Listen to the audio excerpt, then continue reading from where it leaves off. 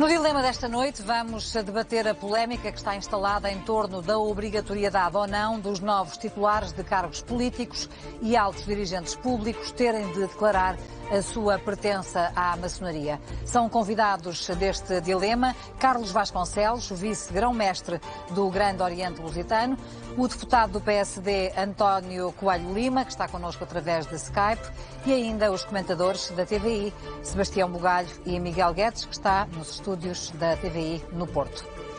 Boa noite aos quatro, sejam bem-vindos. Antes do início da nossa conversa, apenas um enquadramento sobre esta lei, que agora foi aprovada pelo Parlamento e promulgada pelo Presidente da República, que está a ser alvo de interpretações diversas. O grão-mestre do Grande Oriente Lusitano já veio publicamente dizer que os maçons estão abrangidos pelo direito constitucional que consagra a liberdade de consciência, de religião e de culto, e por isso a declaração de pertença à maçonaria é facultativa. A opinião diferente tem o PSD, que entende tratar-se apenas de estender uma obrigação que já existe para os dirigentes maçónicos que desempenham altos cargos públicos, e por isso o partido não aceita o argumento de estar em causa a violação de direitos constitucionais. Mesmo na maçonaria há entendimentos diferentes. A Grande Loja Legal de Portugal, em comunicado interno enviado aos seus associados, assumiu que a nova lei é um retrocesso nos direitos associados à liberdade individual. Na promulgação da lei, Marcelo Rebelo de Sousa justificou que não recorreu ao Tribunal Constitucional porque a obrigatoriedade de declaração de pertença não se aplica a dados que possam revelar convicções religiosas ou políticas. A questão que se coloca é, pelos vistos, saber em que universo das instituições se insere a maçonaria. Agora sim, vamos ao início da nossa conversa. Boa noite a todos mais uma vez. Carlos Vasconcelos tem também esta opinião de que os membros da maçonaria que estejam em altos cargos públicos ou políticos continuam a não ser obrigados a declarar a sua pertença a esta organização.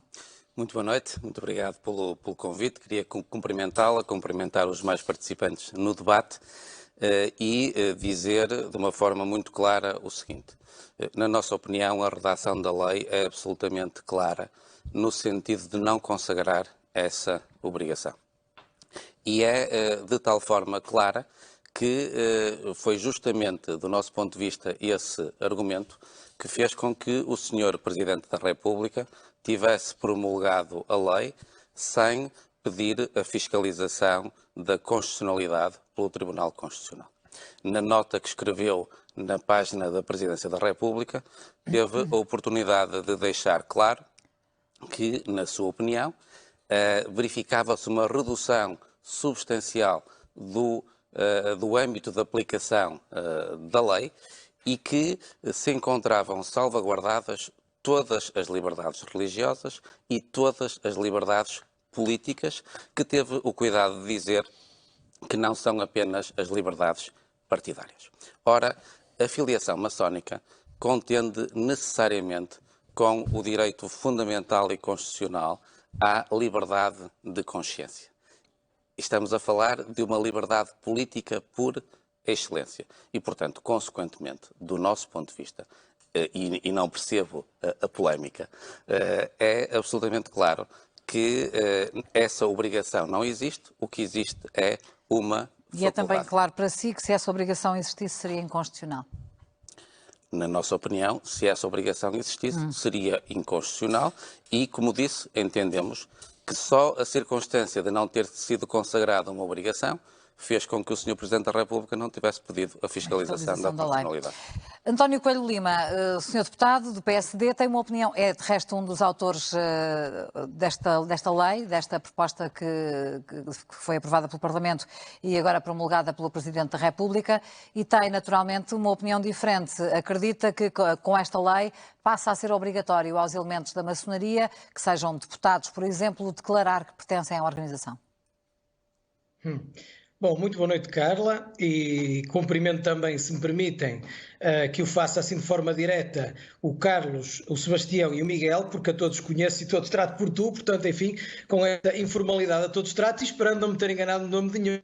A Carla eu é que me enganei no seu e desde já peço desculpa a André Coelho Lima e não António, um lapso pelo qual peço também desculpa. Não tem mal, era um nome bonito, devo dizer-lhe, quando o ouvi até me ficou melhor do que as tantas o meu próprio. Mas enfim, vamos àquilo que estamos aqui a discutir. Há um ponto de partida em que vamos ter que estar de acordo com aquilo que acabou de dizer o Dr. Carlos Vasconcelos, que é que não vejo onde é que está a polémica. Nisso estamos de acordo, em tudo o resto estamos manifestamente em desacordo. Vamos não nos esquecer daquilo que esteve no pressuposto da elaboração desta lei e numa incongruência absoluta naquilo que acabou de ser dito. Vamos a ver, se porventura houvesse violação de qualquer liberdade de consciência pela divulgação, pela declaração da nossa ligação a quaisquer associações, essa violação da liberdade de consciência aconteceria tanto para um mero membro da maçonaria ou de qualquer outra associação, como para um dirigente da maçonaria ou de qualquer outra associação. Ora, hoje em dia, na lei, de forma consolidada e sem qualquer tipo de polémica, é claro que os dirigentes de quaisquer entidades de natureza associativa que sejam titulares de cargos políticos ou altos cargos públicos têm que o declarar. E, portanto, um dirigente de uma associação ou um dirigente de uma associação de natureza maçónica, se o for, já tem que o declarar hoje. Se o não fizer, já incorre numa violação daquilo a que está obrigado a fazer nos termos da lei. E, portanto, isto é claro. E, portanto, se é claro, esse argumento de natureza constitucional e da liberdade de consciência cai logo pela base. E depois, há aqui só algo que eu tenho alguma dificuldade em compreender. Nós estamos a discutir, em concreto, a questão da maçonaria. Muito bem, com todo o respeito. Aliás, tivemos a oportunidade de o fazer numa audição na Assembleia da República, em que o Dr. Carlos Vasconcelos esteve também presente. Mas a verdade é que isto não se aplica à maçonaria, em concreto, nem sequer visa indiretamente esse objetivo. Aquilo que aqui se percebe é um objetivo claro de transparência. E porque consideramos, de forma que não é preciso ser-se apenas dirigente de qualquer organização de natureza associativa para isso poder condicionar a liberdade de atuação de um titular de cargo político ou alto cargo público. Ou seja, tanto na qualidade de dirigente como na qualidade de membro sócio de uma qualquer associação, se pode estar naturalmente condicionado na nossa liberdade de atuação. Tenho dado sempre o exemplo das ligações de natureza desportiva, porque um sócio, um associado de um qualquer clube português, ele não passa pelo facto de o ser a estar limitado de intervir em matérias desportivas. O que é importante é que se saiba que ele é sócio daquele clube, se aquele clube está a ser objeto de um qualquer processo legislativo ou de uma decisão judicial. É este o ponto. E isto é que é, digamos assim, transparência básica. E perceber-se que o condicionamento, ou pelo menos a dimensão de transparência daquilo das nossas ligações e filiações, não está só na condição de dirigente, está também na condição de membro ou associado. Também devo dizer o seguinte. André Coelho Lima, podia concluir-se nesta primeira ronda, teremos depois tempo para conversar. Certo. E eu concluirei então só com esta ideia. Sim. Com esta ideia muito breve. Devo dizer o seguinte, não visando esta alteração legal, isto não é uma lei, é uma alteração numa lei pré-existente, não visando esta alteração legal, particularmente a maçonaria, custa-me perceber que seja a única organização, uma vez que isto se aplica a todas as organizações coletivas nacionais, seja a única, digamos, a tentar buscar interpretações criativas de forma a que isto não se lhe aplique. Custa-me porque me parece que isso apouca a própria história da maçonaria e a importância que tem na história de Portugal e da humanidade.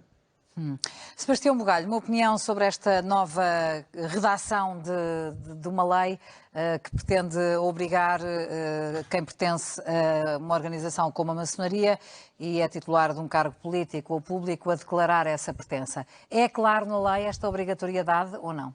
Eu acho que se fosse claro, o Presidente da República não se tinha pronunciado como pronunciou.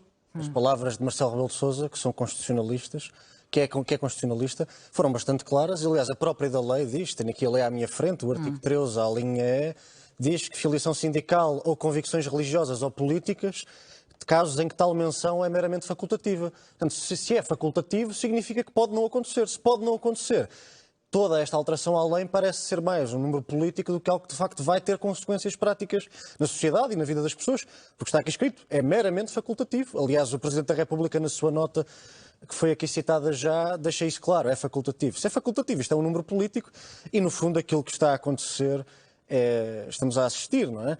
é esta direção do PSD, de qual o André Coelho Lima, que é uma pessoa que eu tenho estima pessoal, faz parte, gosta de jogar este jogo do espelho meu, diz-me quem é que é mais sério do que eu. E pronto, eu entendo isso, é uma maneira de estar na vida política. E achas que esta lei, portanto, esta alteração à lei foi feita precisamente a pensar na maçonaria? Parece ser um pouco feita à medida. Eu, antes de mais, faço uma declaração de interesses, não faço parte de nenhuma associação, tirando de um pequeno clube gastronómico, onde cozinhamos coisas italianas, portanto não estou aqui a defender os interesses de ninguém, mas acho muito bem que esteja aqui, que a maçonaria assume que tenha uma posição pública sobre isso, mas parece-me que isto aqui traduz no facto de ser mais um número político do que algo que vai acontecer, porque se é facultativo, então se é facultativo, afinal é como diziam os dois intervenientes antes de mim, e vocês que são vimaranenses que se entendam, os dois, parece não haver grande razão para a polémica. Porque, por exemplo, e esta é uma pergunta que eu gostava de deixar ao painel, tanto ao Miguel Guedes, a quem também cumprimento, que está no Porto, aqui nesta conversa connosco, e também ao André Coelho Lima, ao deputado André Coelho Lima. Se eu for um deputado que não estou em exclusividade, que tem um escritório de advogados ou que trabalha em advocacia e que tem clientes que são maçons, eu vou estar mais vezes com um maçom do que se for maçom. Porque pode dar-se o caso de eu ter que reunir mais vezes com o meu cliente, sendo eu advogado, do que eu estar em reuniões maçónicas. Porque a frequência das reuniões maçónicas pode ser muito menos regular do que as reuniões que um advogado tem com o seu cliente. Portanto, o que é que vai acontecer? Vamos pedir aos deputados que são advogados para porem no portal da Assembleia da República quais é que são os seus clientes que são maçons? Não me parece que isso vai acontecer, por uma razão simples. Deixavam rapidamente de ser advogados. Miguel Guedes, é agora a tua vez nesta primeira ronda de opinares também sobre esta alteração à lei, se é clara, se não é, e também responder a esta provocação, digamos assim, do Sebastião Bugalho. Não, boa noite a todos, boa noite a todos que nos veem.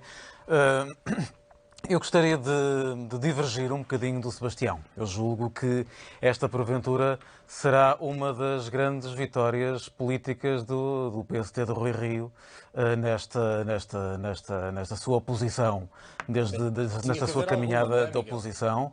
Tem que haver alguma. E acho muito pela mão do André Coelho Lima, pela sua perseverança e também pelo cuidado que teve na forma como esta lei foi sendo burilada, foi sendo também delineada, foi sendo de alguma forma lancetada e bem, para que acabasse por passar no crivo constitucional. Aliás, do ponto de vista do que era também a minha opinião desde o início, manifestei aqui, havia questões que eram fundamentais que fossem limadas. Essas questões foram limadas que tinham a ver precisamente com a intimidade. Ou seja, eu julgo que os cargos políticos, os detentores de cargos públicos, cargos políticos, têm que ter a noção que podem e devem, de alguma forma, perder parte da sua esfera privada, particular, a partir do momento em que transitam para a esfera da grandeza da representação pública. O que é diferente de perderem parte da sua reserva íntima. Isso jamais em algum momento. E o que esta lei de facto faz é reservar essa intimidade de toda a forma. Portanto, em nenhum momento a intimidade das pessoas é lesada. E daí que me pareça algo difícil de explicar, inclusivamente, até em nome da história da maçonaria, que eu muito prezo e cumprimento o vice-grão. Quer dizer, acho estranho que a maçonaria se coloque neste papel. E qual é este papel? É um papel fugidio. E acho que é um papel que transtorna a própria imagem da maçonaria. É claro que ninguém quer saber se um político, um magistrado, o provedor, um deputado, enfim, se é membro da Associação de Berlim de Irmesinde. Ninguém quer saber. E se ele se esquecer, porventura, de o declarar, ninguém lhe vai levar a mal. Mas quando nós estamos a falar de uma associação ou de uma plataforma de discussão como é a maçonaria, com a grandeza, com a história, com o significado e significância, com um grau de fraternidade, um grau de hierarquia, um grau de irmandade, de ligação, de importância, que diabo de importância, que tantas vezes, como já foi inclusivamente, tantas vezes dito por tantos parlamentares, que se discute, muitas vezes e bem, o que se passa no país antes mesmo das leis ou decretos-leis serem aprovados no Parlamento. Quer dizer, algo de tanta significância não deve, que tem ainda por cima uma aura de secretismo, não deve ser declarado de uma forma simples, espontânea, obrigatória. Eu acho que isto, de alguma forma, trai também um pouco a história. É verdade que a maçonaria, historicamente, foi perseguida, o secretismo faz parte, mas julgo que o secretismo, hoje em dia, da maçonaria, deve concentrar-se na sua ritualização, nos seus rituais, na forma como se trata dentro de si, na preservação do seu próprio cerimonial, da sua história. A sua exteriorização para a sociedade deve ser cada vez mais de abertura, de dizer, eu sou maçom, defendo estes ideais, porque isso é a verdadeira influência da maçonaria. Se a maçonaria se encapsular, dará sempre a ideia de que esse secretismo é algo que lhe serve a si e não serve os outros. E eu acho que isso é prejudicial para a maçonaria. Carlos Vasconcelos concorda com esta ideia de que a maçonaria devia ser algo de mais aberto do que é? A questão é mais complexa do que aquilo que pode parecer numa primeira análise. Se me pergunta se... Mas essa será a grande dúvida da maioria das pessoas que nos veem, que é porquê é que a maçonaria é secreta? Porquê? Em democracia, a maçonaria não é secreta, peço desculpa. A maçonaria sempre que foi secreta, foi-o em momentos em que foi necessário sê-lo para defender a democracia. É justamente ao contrário. Em democracia, o segredo que subsiste é o segredo iniciático, que é absolutamente natural e normal numa ordem iniciática como é a maçonaria, como é também natural e normal numa ordem profissional como é a ordem dos advogados, como é natural e normal numa ordem religiosa. E, portanto, eu rejeito liminarmente essa opinião de que a maçonaria é uma associação secreta. Foi secreta sempre que foi necessário proteger a liberdade e a democracia. Aí sim, claro. E os seus membros devem dizer que são membros da maçonaria ou não? Porque o Grão-Mestre já esteve aqui num dos debates que fizemos e defendeu isso mesmo, que embora discorde da obrigatoriedade, é um defensor dessa declaração de pertença pública. A posição institucional da liderança do Grande Oriente Lusitano é de que os seus membros devem, no exercício da sua liberdade, declarar a sua pertença à obediência maçónica e à sua filiação maçónica. Mas esse exercício deve ser sempre um exercício de liberdade e não um exercício de imposição de um dever por parte do Estado. É importante fazer aqui um enquadramento e que tem a ver com o seguinte. A nossa posição relativamente a esta matéria é uma posição que é coerente com a posição que tem vindo a ser defendida há centenas de anos.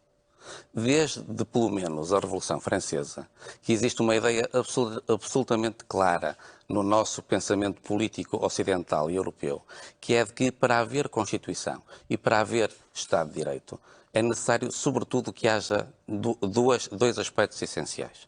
Por um lado, separação de poderes, por outro lado, respeito por parte do Estado daqueles que são os direitos individuais. Para nós, a liberdade de consciência é um direito individual, relativamente ao qual não deve haver uma excessiva intromissão por parte do Estado. E preocupa-nos muito esta tendência geral, que por vezes se vai fazendo sentir, no sentido de o Estado frequentemente e permanentemente se transformar numa espécie de estado de vigilância.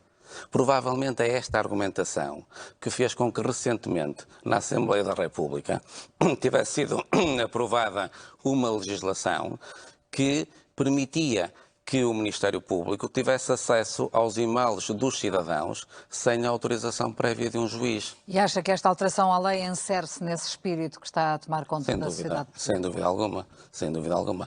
Há um caminho que de alguma forma tem vindo a ser feito, no sentido de aprimoramento desta ideia da existência de um Estado interventivo, de um Estado vigilante, que não respeita limites básicos e essenciais no relacionamento com os cidadãos e no que diz respeito ao exercício das suas liberdades individuais.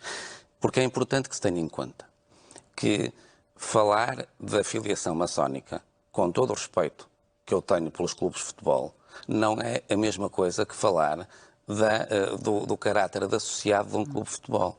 Nós, quando falamos da filiação maçónica, falamos de aspectos que contendem com uma dimensão filosófica, espiritual e íntima que não existem em aspectos ligados à filiação num clube de futebol. Portanto, estamos a falar de questões absolutamente diferentes, com todo o respeito. André Coelho Lima, temos aqui, como viu, muitas dúvidas sobre a aplicação desta lei, sobre a obrigatoriedade ou não de declaração de pertença. Vou-lhe dar a oportunidade de responder aos vários argumentos que aqui foram usados. Muito bem. Bom, eu, de facto, eu tenho alguma dificuldade neste debate. Tenho mesmo, porque nem sequer sei muito bem o que é que estamos a debater. Reparem, nós temos um processo que, quando começou, estava condenado à partida. E, portanto, nunca passaria. Passou na Assembleia da República. A República Portuguesa, que todos nós, penso eu, queremos respeitar, considerou, na Assembleia Legislativa dessa mesma República, que esta norma deveria ser alterada nos termos em que o foi. E foi-o de forma a abranger naturalmente todo o universo de ligações. E o que estamos aqui a debater, já agora, permita-me que esclareça para quem chegou agora, o que estamos aqui a debater é se, com essa alteração que foi feita na lei, passa ou não a ser obrigatório aos titulares de cargos públicos e cargos políticos declarar que fazem parte, por exemplo, da maçonaria, porque foi a maçonaria que levantou esta questão de não ser obrigatório, de ser apenas uma opção, mesmo com esta alteração legislativa. Muito bem, Carla, mas essa é precisamente a razão pela qual eu não percebo o motivo do debate, porque quanto a isso não há mais pequena dúvida. Repare, nós vamos ter, até hoje em dia, até o dia de hoje, a entidade da transparência está criada sob a forma de lei desde 2019, está em processo de instalação. Mas até agora era o Tribunal Constitucional que competia avaliar as declarações dos titulares de cargos políticos e altos cargos públicos e fazer essa mesma fiscalização e apreciação a posteriori. Hoje em dia vamos ter a entidade da transparência. Só se houver dúvidas, que não haverá na entidade da transparência, na aferição das declarações dos diferentes titulares. Portanto, tudo isto que aqui estamos a discutir é uma discussão meramente teórica que, porventura, um determinado titular pode entender não declarar determinada circunstância e então alegará em seu benefício, eventualmente, os argumentos que o Dr. Carlos Vasconcelos está aqui a utilizar. Ver-se-á. Agora, que isto é uma alteração legal clara para quem esteja de boa fé, só mesmo, deixe-me dizer-lhe isto, eu não resisto a dizer isto, só mesmo neste país é que se levanta um problema onde não há problema. Até porque se houvesse aqui um problema, isto era passar um atestado de incapacidade, para não dizer pior, a todos os deputados de variadíssimos partidos e espectros partidários da esquerda à direita que discutiram longamente, ouviram, sabem muito bem aquilo que aprovaram e as alterações subsequentes que foram feitas durante o processo de debate político e sabem muito bem o objetivo. Agora, claro, já disse isto no outro dia, na Suécia fez-se uma alteração, uma reforma da administração pública num documento com 3 páginas, porque quando as pessoas sabem o que é que se pretende fazer, naturalmente toda a gente cumpre, há quem concorda e há quem discorda, e a partir desse momento os que discordam lutaram pela sua diferente visão e a partir dessa altura cumprem. Aqui em Portugal é assim, e portanto aqui em Portugal nós temos um processo que estava morto à partida e conseguiu chegar à forma de lei, que era óbvio, diziam alguns, que era inconstitucional e portanto que o Presidente da República enviaria para fiscalização preventiva, não enviou. E portanto uma vitória em várias frentes está aqui a ser vista como, ora bem, temos dúvidas. Eu não sei quem é que tem dúvidas. Eu admito que o Dr. Carlos Vasconcelos tenha dúvidas e tenho muito respeito por ele, como sabe. Admito que alguns dos titulares... O problema, André Coelho Lima, é que todos têm certezas, mas são certezas... Todos têm certezas, mas são certezas em direções opostas. Sebastião, estava a pedir a palavra, creio que para contestar algo que dizia. Pois, mas é que eu entretanto não terminei. Peço desculpa, o Sebastião está a pedir a palavra, eu queria só terminar dizendo, se me permite, aqui o seguinte, que é muito simples. Eu acho muito curioso que seja dito que a maçonaria rejeita liminarmente que seja secreta e que em democracia não é secreta. Então não sei bem o que é que estamos aqui a discutir. Então nem sei qual é o problema de um maçom, tal como eu disse ao grão-mestre do Grande Oriente Lusitano, que ser da maçonaria não é cadastro, é currículo. E portanto não vejo qual é o problema em o divulgar, se rejeita liminarmente que é secreta. Se em democracia não há razões para o secretismo, o que eu subscrevo totalmente. Eu não sei exatamente aquilo que estamos a discutir. E quanto a dizer-se que não é a mesma coisa que os clubes de futebol, eu tenho o mesmo respeito que o Dr. Carlos Vasconcelos utiliza. Enfim, a comparação é obviamente forçada, para ser simpático. E porquê é que é forçada? Do que estamos a falar é de uma coisa que qualquer pessoa consegue compreender, que é o que nos possa condicionar. O track record legislativo deve conhecer quais são os condicionamentos de quem está em condição de tomar decisão em nome do Estado. E, portanto, isto tanto vale. Há pessoas que se deixam condicionar mais, com certeza respeitá-las, pelas suas ligações clubísticas do que por outras. E, portanto, a mim não me compete, ou seja, ao legislador, não compete aferir quais são as ligações mais condicionadoras. O que compete é perceber que há ligações que podem ser condicionadoras, sejam elas quais forem, e é importante, a bem da transparência dos processos legislativos, que elas sejam conhecidas. André Coelho Lima, creio que agora concluiu. Vou dar então a palavra ao Sebastião Bugalho. Eu, de facto, concordo com o que diz o André e com o que disse também o Carlos sobre a comparação ser forçada entre os clubes de futebol e a maçonaria. Cada vez que alguém que defende esta lei usa essa comparação, eu não consigo parar de imaginar o Jardel da Avental a tentar marcar golos e deve ser tremendamente difícil. Portanto, eu também acho que a comparação é forçada. Sebastião, estamos a falar a sério, Sebastião. Mas eu gostava só... Não, é que a comparação de facto é forçada. Mas eu gostava de dizer, ou de perguntar, de lançar a questão para o debate, não é? Quer dizer, quando nós assumimos, como foi aqui assumido pelos defensores da lei, que há uma fraternidade especial na maçonaria. Pelos vistos, eles assumem e sabem isso. Eu não sei porque nunca fiz parte, nem conheço, nem tenho conhecimento de causa, mas não ouvi o Sr. Doutor discordar, portanto presumo que aceite esse rótulo. Presumo que aceite esse rótulo de fraternidade especial entre os membros da maçonaria. Já digo. Portanto, se aceitemos então para a discussão. Eu não tenho dúvidas que esse grau de fraternidade entre irmãos, por assim dizer, também existe com as convicções religiosas, com as associações ou com os prelados determinados, por exemplo, da Igreja Católica, onde a fraternidade e a cumplicidade entre irmãos também é particularmente forte, e isso não é abrangido pela lei. Também foi aqui dito que achava-se que a lei iria ser inconstitucional e que nunca iria passar. Eu acho que a lei é constitucional. A interpretação que alguns fazem da lei é que pode não ser constitucional. Porquê é que eu digo que a lei é constitucional? A lei respeita as liberdades, porque diz aqui, no artigo 12 da linha E, meramente facultativa, portanto respeita às liberdades. Só diz quem quer dizer, portanto respeita à Constituição. O que não respeita à Constituição, do meu ponto de vista, e pelos vistos o Presidente da República, que é constitucionalista, aproxima-se dessa leitura, é que se tivermos uma interpretação da lei em que revelar se faz parte de uma associação religiosa e política é facultativo ou não, e neste caso não seria facultativo, isso sim seria inconstitucional. E mesmo para terminar, Carla, eu acho que não precisamos de cair no exagero. Se dissermos, eu mais uma vez saliento que nunca tive em nenhuma reunião, nem nunca sequer fui convidado, o que aliás até é uma coisa feia de se dizer, porque se tivesse sido convidado provavelmente seria imensamente influente e não sou. Mas isto para dizer, eu acho que nenhum de nós questiona que facilmente se faz um jantar em casa com pessoas da função pública, pessoas da comunicação social, pessoas dos partidos, pessoas da política, pessoas do governo, em que se conversam, se decidem e se combinam coisas tão importantes quanto se combinaria numa reunião de uma determinada associação maçónica ou não.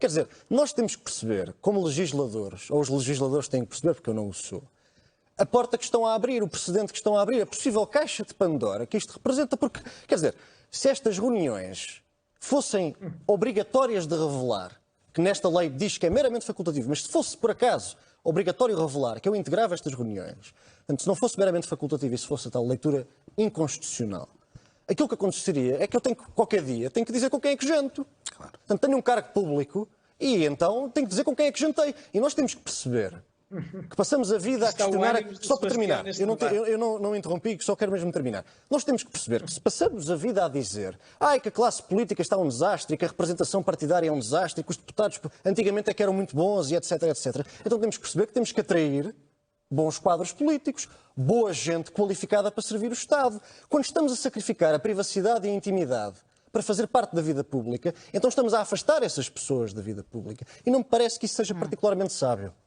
Miguel Guedes, há de facto, como dizia também há pouco o Carlos Vasconcelos, há de facto esta tendência na qual se inclui esta alteração legislativa de uma certa vigilância dos cidadãos, do Estado sobre os cidadãos, ou de um Estado mais autoritário?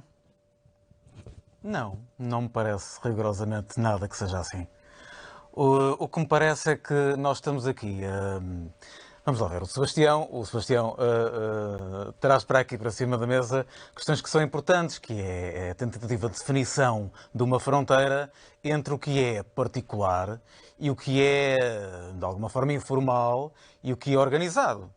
É evidente que nós estamos aqui os quatro mais a Carla e não passa pela cabeça de ninguém, mesmo que isto não fosse televisionado, que se fôssemos todos nós os quatro e a Carla detentores de um cargo público, um alto cargo público, fôssemos fazer uma declaração de que, de facto, nós nos tínhamos reunido aqui a falar.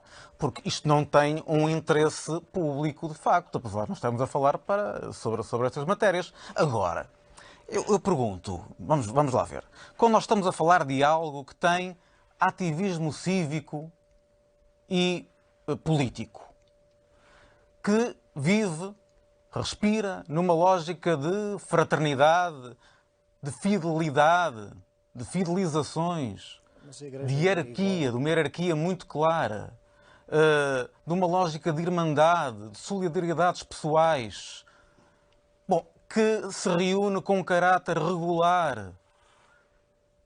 Isto é intimidade? Não é. Isto é religioso? Há alguma imputação divina aqui? Isto mexe com o íntimo? Não parece. Então isto não tem interesse público? Então estas questões que são discutidas por estas pessoas, e bem, de uma forma reiterada, sucessiva, organizada, planeada, e bem, não têm interesse público? Nós não queremos... Eu não quero saber quem é maçom, quem não é maçom. Eu quero saber se aquele político, se aquele juiz, se aquela pessoa que me representa ou que me julga é maçom. E só não quero saber se é da Opus Dei, porque, do ponto de vista da liberdade religiosa, a Constituição não permite. Embora eu acho que quem é da Opus Dei, facultativamente, também o devia declarar. Porque estamos num momento em que nós estamos todos aqui a querer combater a corrupção, as portas giratórias, a opacidade.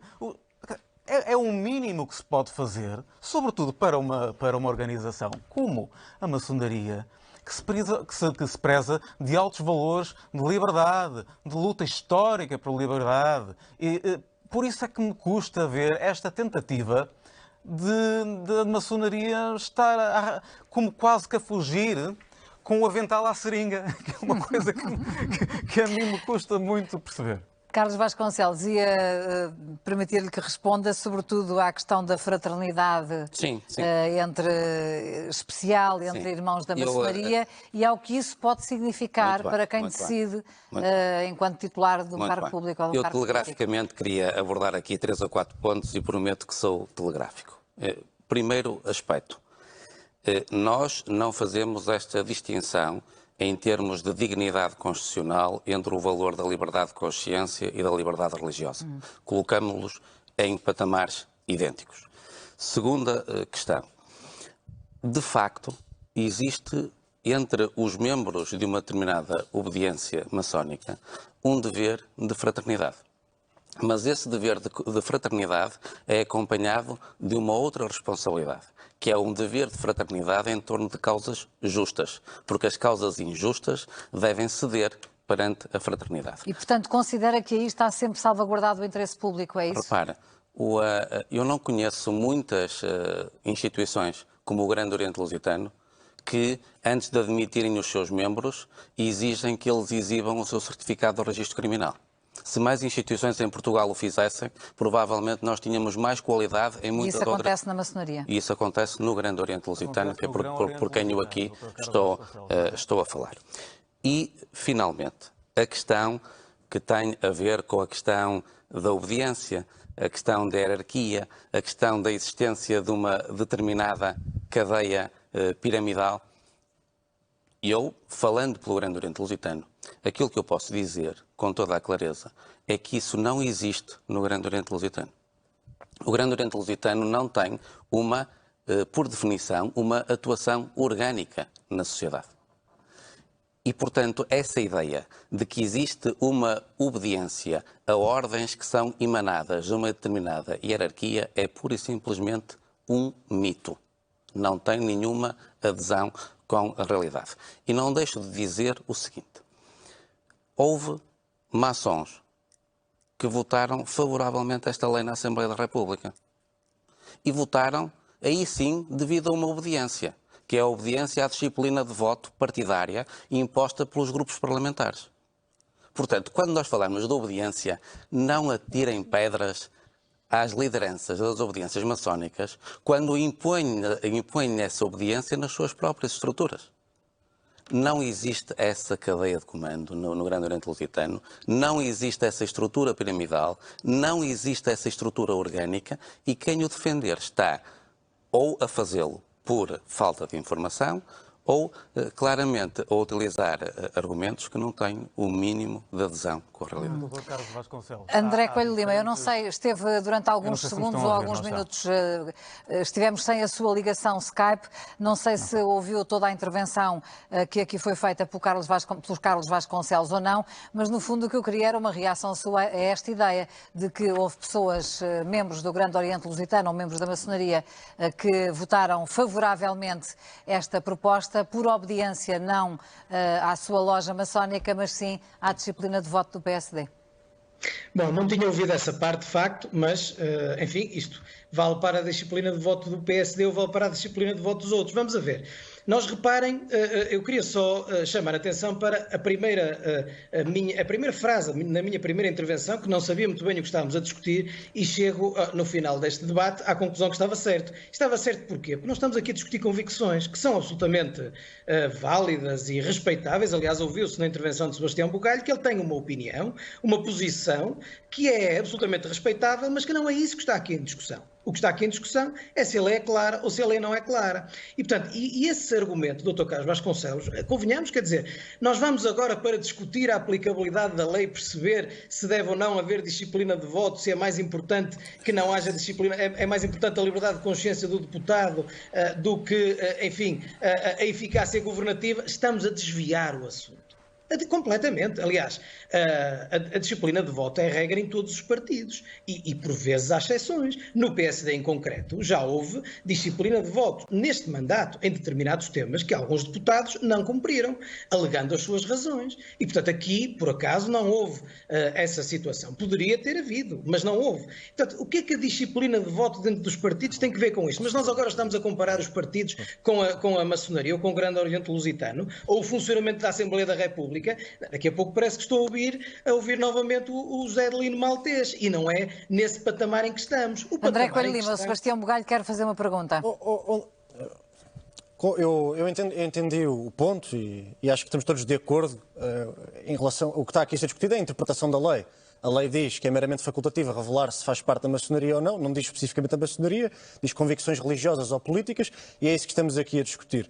Eu acho que a lei não teria passado sem ir ao Constitucional se não dissesse que estas hipóteses eram meramente facultativas. Então acho que é isso que estamos aqui a discutir, e bem. Mas eu tenho uma pergunta de cariz político, porque, sem questionar as qualidades políticas dos proponentes desta lei, como evidentemente que não questiono, quer dizer, o PSD está na oposição há 6 anos, enfrentamos uma das maiores crises sociais e económicas do século, vêm eleições autárquicas e a grande coisa que aparece é uma coisa que, pelos vistos, é uma lei feita à medida sobre a maçonaria, porque só estamos a falar sobre ela, e sobre ser membro ou não de associações religiosas ou políticas. Quer dizer, o que é que isto diz aos portugueses, André Coelho Lima? Qual é a mobilização de eleitorado que isto consegue? Agora temos o Sebastião, eu vou responder diretamente. Temos o Sebastião Bugalho a passar do papel de comentador para o papel de opositor à direção nacional do PSD, na qual, aliás, tem muita qualidade. Sebastião, vou-te responder diretamente. É com empenho, não é, André? O problema de algum raciocínio, de algum comentariado, do qual, infelizmente, não diverges, é o mainstream. Assim, ou seja, na opinião que aqui estás a manifestar, nós agora deveríamos estar... Ora bem, quais são os temas da atualidade? A bazuca, os incêndios com o aumento das temperaturas. Convém não esquecer que o processo legislativo tem timings.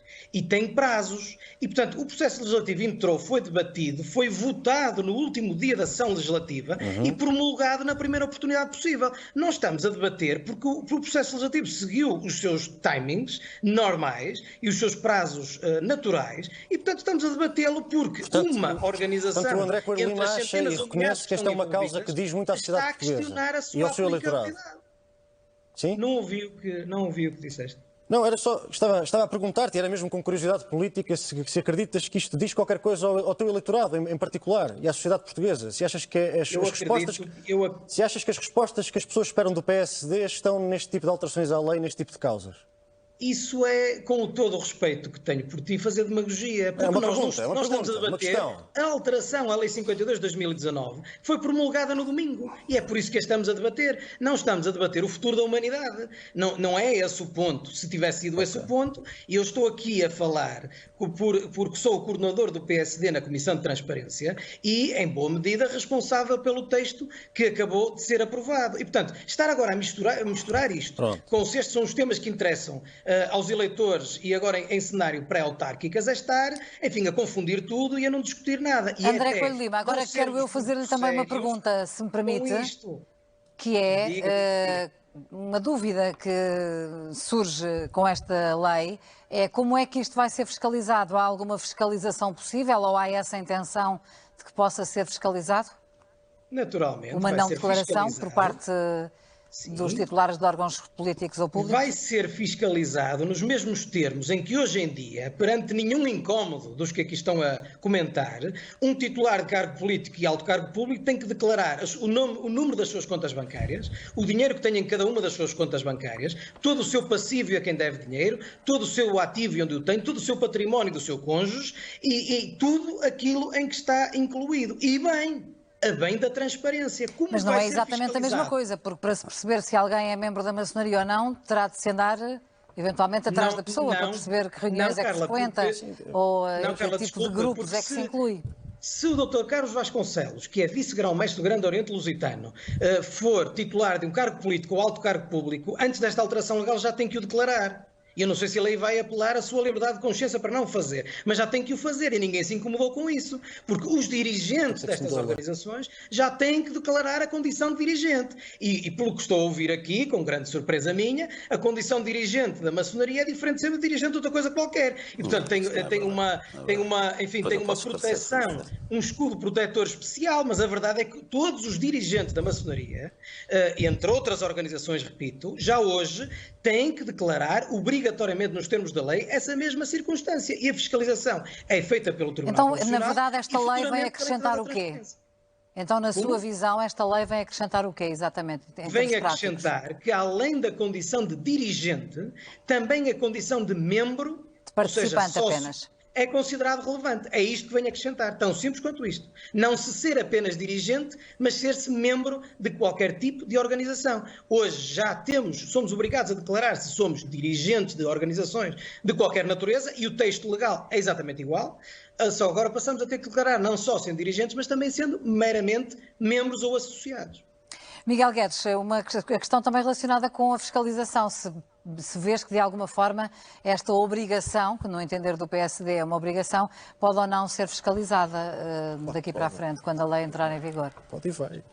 Bom, a questão é muito simples também, e passa um pouco pela responsabilização individual, porque as pessoas que entenderem que devem continuar a refugiar-se nesta ideia de secretismo e de meias palavras, pelo facto de acharem que a lei não lhes serve como um avental, também terão esse julgamento. É evidente que será difícil nós pensarmos, bom, quem se julga secreto continuará secreto e, portanto, sendo secreto, se permanecer secreto, ninguém saberá. E não há fiscalização que possa invadir essa privacidade. Obviamente, porque estamos no campo da privacidade, não estamos no campo da intimidade, estamos no campo da privacidade e do que é particular e que deveria ser, de facto, dito e clarificado. Mas se as pessoas continuarem a fechar o livro daquilo que deveria ser público, do meu ponto de vista, bom, ficará certamente para si, porque elas não aparecerão na maçonaria como um columbófilo aparece na sociedade columbófila. E disso será difícil fiscalizar. Agora, o julgamento político será feito quando as pessoas se aperceberem que essa pessoa, se calhar, pertence, de facto, à maçonaria. E a questão é esta, que não há qualquer mal em que isso aconteça. E o problema é que, de repente, as pessoas... De repente, não. Há um processo de degeneração, do meu ponto de vista. Há um processo de degeneração, do ponto de vista societário, da visão que as pessoas têm da própria maçonaria, pelo facto da maçonaria não perceber que a convicção com que defende as suas ideias é tanto mais influente quanto mais pública, visível, clara e transparente se tornar. Exatamente. Carlos Vasconcelos, vou-lhe permitir, estava a pedir a palavra para... Há aqui várias questões ainda por responder, vou-lhe dar os minutos finais, porque estamos mesmo a terminar, para que possa responder, nomeadamente também esta questão da fiscalização. Ora bem, um ponto central, em primeiro lugar, para dizer que a liberdade de consciência é um direito individual. Eu disse há pouco, e mantenho, que a posição institucional da liderança do Grande Oriente Lusitano é de que, por princípio, os seus membros devem assumir essa sua qualidade e devem assumi-lo publicamente e independentemente de desempenharem ou não um alto cargo político, independentemente disso.